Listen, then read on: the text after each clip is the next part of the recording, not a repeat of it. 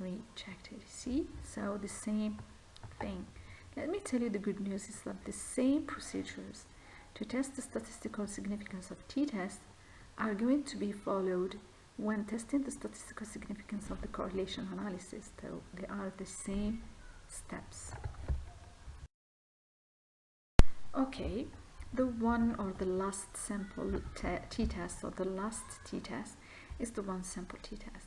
This type of sample t-test is rarely used. I personally did not meet any studies in our field that uses this one. Maybe in social sciences, when researchers are interested in comparing one group or one set of participants to the whole population. Let's say, for example, I want to compare the results of one class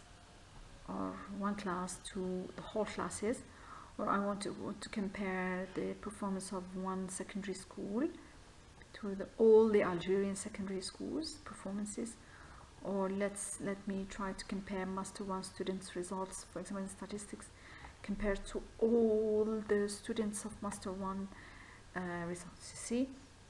So here, what are we supposed to do? Let's go to the table. We have one group, one sample.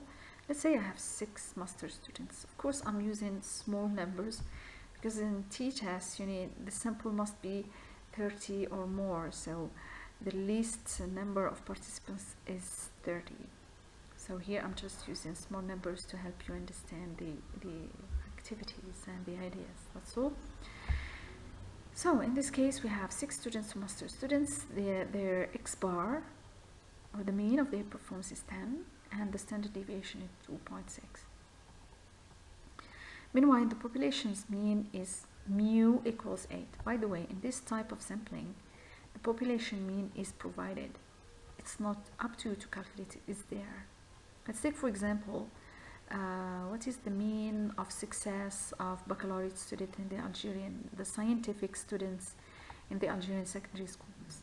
So this information can be provided by the ministry. The ministry can give you the mean of the scores of the students. So what is the mean score of students who succeeded in the scientific branch baccalaureate? Say they may give you, for example, 12. 12 is the average of all the scientific students in the Algerian university secondary schools. Can you see it? So this type of information, or the population's mean, is always provided by a given authority or a given side. So it's always there for you to compare. So what you need to calculate is your X bar. T here equals X bar minus mu. So X bar of your sample minus mu. Mu here is the mean of the whole population. So X bar minus the mean of the whole population, divided by the standard deviation. Okay, the standard deviation, and divided by n. Okay, of course I forgot the t next to standard deviation, divided by the square root of n. N is the sample. Let's substitute the numbers here. The X bar is 10. The mean of the population is 8, so 10 minus 8, divided by standard deviation, which is 2.6. In turn is divided by the square root of 6. And doing the calculations, you will have t as 1.88. So the calculated value of t here is 1.88, and we'll do the same steps if you want to check the statistical significance of this finding. To check the statistical significance of the t-test, in other words, to test the null hypothesis, we need the df. The df here is n minus 1, because again we are working with one group. So degree of freedom equals 6 minus 1, which is 5, and then we have the 2 levels of significance. And let's try to see here. So H0 is, there is no statistically significant difference between master students and the whole population's average, and H1 is saying there is a statistically significant difference between master students and the whole population average. Okay, now let's test the H0, or the null hypothesis, from the table of critical values. At the level of significance alpha equals 0.01, and the degree of freedom 5, t tabulated is 3.36. So compared to the t calculated, it seems that the t tabulated is more than the t calculated, and there is no statistical significance here. H0 is accepted. And if we compare between the obtained value of t tabulated at the level of 0.05 and the degree of freedom 5, we can find that the t calculated is again less than the t tabulated, and there is no statistical significance, and H0 is accepted.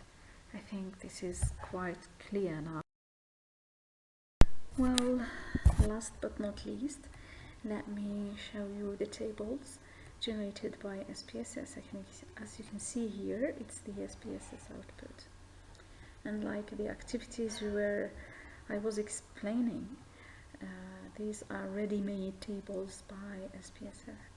So if you can notice here, there are many expressions that are not vague for you now. You know most of the expressions here, like for example independent samples test. You also know the mean. Can you find it? Yes, the mean and the standard deviation, because SPSS provides you with all the statistics you need. As you can see, n is 9. Here t, here is the t value and the df, and of course sig here means significance. Okay, so the table of independent sample t-test generated by SPSS provides you with the final value of t and the level of significance besides the degree of freedom. Here, let's say here we want to read this table. This table, unlike the previous method, which says that you need to compare between the tabulated and calculated, here in SPSS you need to check the significance, okay, or p-value, because SPSS calculates different p-values for different operations, and a lot of work and talk. But the summary is that if you want to read an SPSS test, therefore significance of the t, and after that you will compare it, the obtained value, to the alpha or the obtained or the specified levels of significance. So if you can see here, the significance level equals 0.005, and this value is less than 0.05 or 0.02. Here we can say that there is a statistical significance, okay, and we can reject the H0. So here, determining whether there is a statistical significance or not relies on comparing the obtained significance level with the predetermined ones, which are 0.05 or 0.01. Okay, so this is how to read the output of SPSS. And since we have here independent sample t-test, there is also paired sample t-test. Okay, so for each table of, or each type of t-test, there is a table provided by SPSS. That's why I said it from the very beginning. Please make sure to know exactly and specify exactly the type of t-test you are using, because it's up to you to decide, not the SPSS. Okay, so this is concerning t-test. I wish that you understood all what I tried to present here. Of course, this is the simplified version of t-test, and I am expecting questions in class, maybe when we meet the coming weeks, or you can send me emails with your questions. So thank you very much, and that's it.